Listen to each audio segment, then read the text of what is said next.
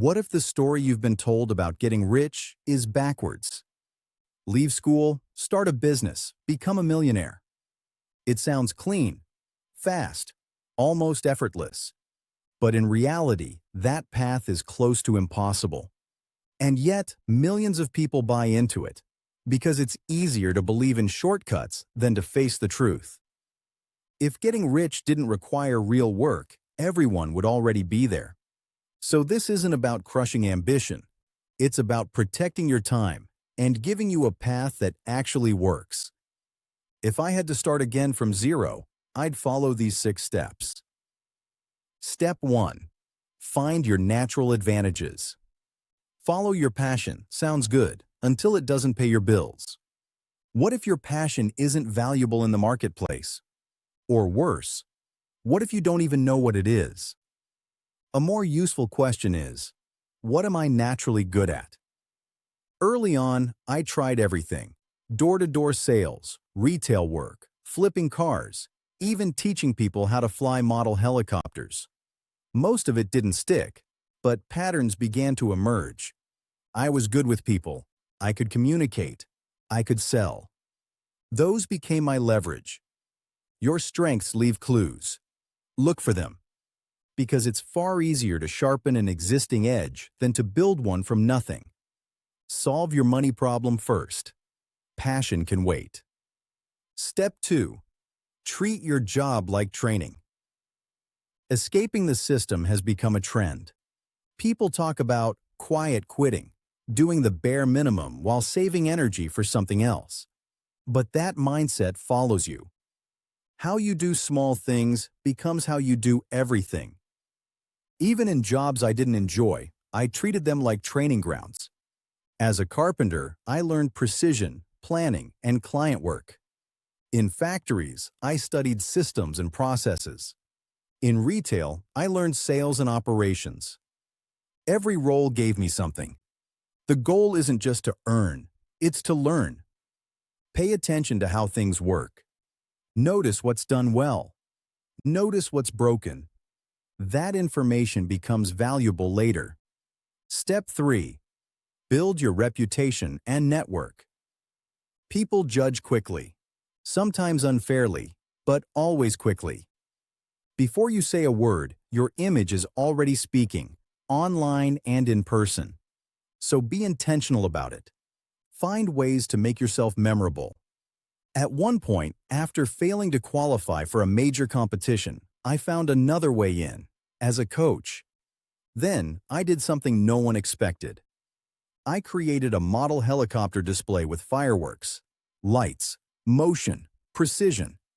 It wasn't just performance, it was spectacle. That single moment put my name everywhere. Newspapers, TV, conversations. Years later, people still remembered. Standing out isn't about being loud, it's about being distinct. At the same time, don't become self-absorbed. Most people are focused on themselves. If you're genuinely interested in others, you instantly become rare. And that opens doors. Step 4.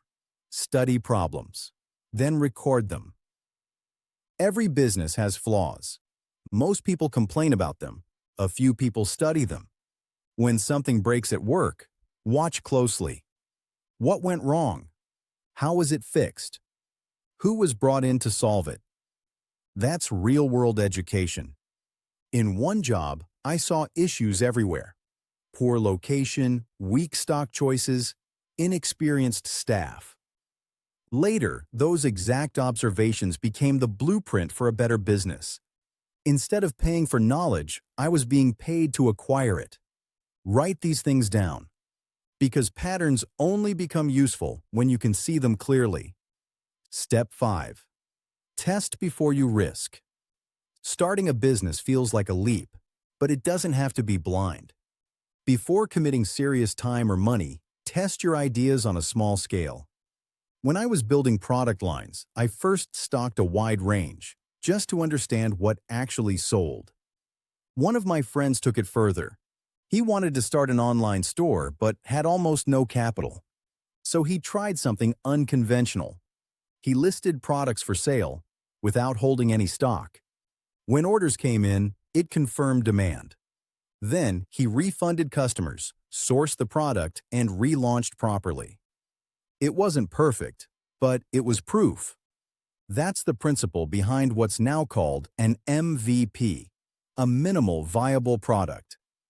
Start small, measure results, adjust quickly, because what gets measured improves.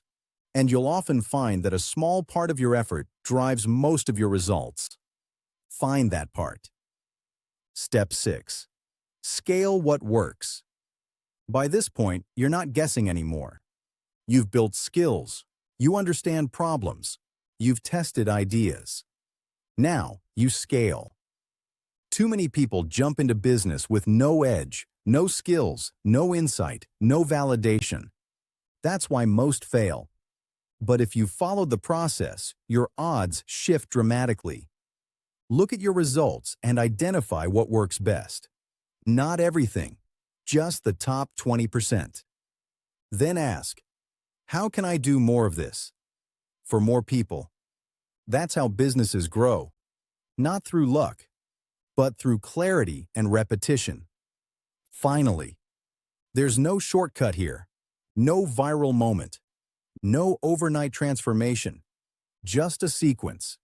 Skills, experience, insight, testing, execution. Follow that, and your chances of success rise. Quietly, but significantly. Ignore it, and you're left chasing stories that were never real to begin with. The path isn't easy, but it is simple. And more importantly, it works.